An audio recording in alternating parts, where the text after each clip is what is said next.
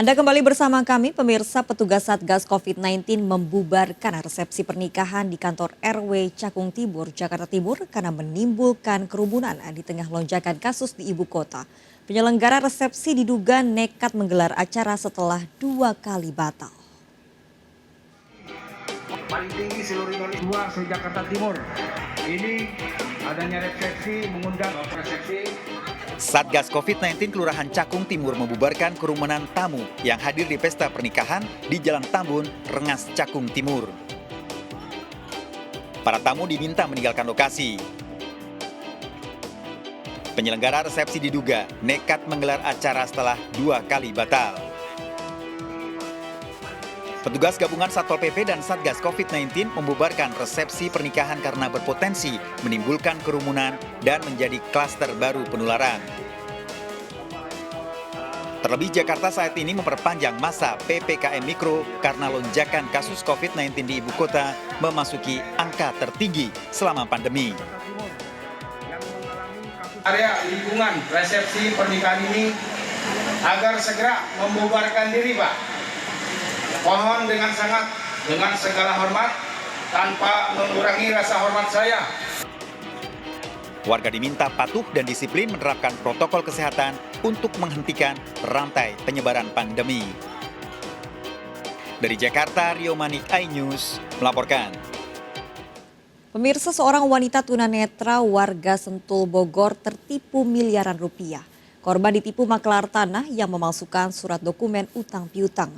Rumah korban yang akan dijual diduga telah dikuasai orang lain.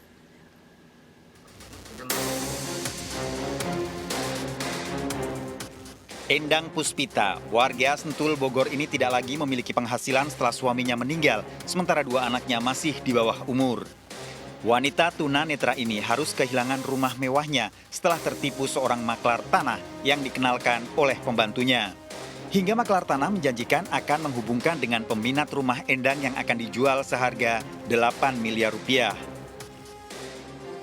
Gagal selalu, nggak jadi, selalu inilah itu. Gimana sama si BL ini, entah kerja sama entah apa gitu.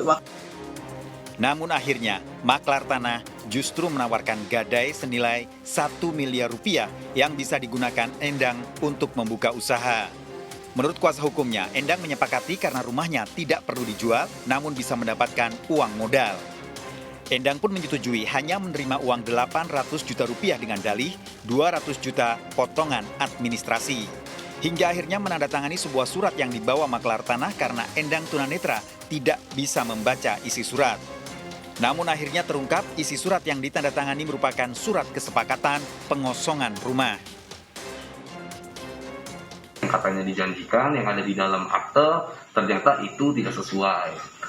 Dan juga masalah penandatanganan. Jadi ada penandatanganan akte tersebut dilakukan di wilayah Bogor, tapi nyatanya notaris yang membuat itu dan di dalam akte itu tertuang bahwa notarisnya adalah notaris Tangerang. Endang bersama kuasa hukumnya telah melaporkan kasus penipuan ini ke kantor polisi. Sementara Endang sesuai surat yang ditandatangani harus meninggalkan rumah mewahnya dan kini mengontrak sebagai tempat tinggalnya. Dari Bogor, Jawa Barat, Bildan Hidayat, iNews melaporkan.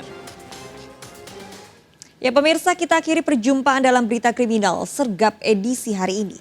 Ingat, kejahatan mengintai di sekitar Anda, selalu waspada.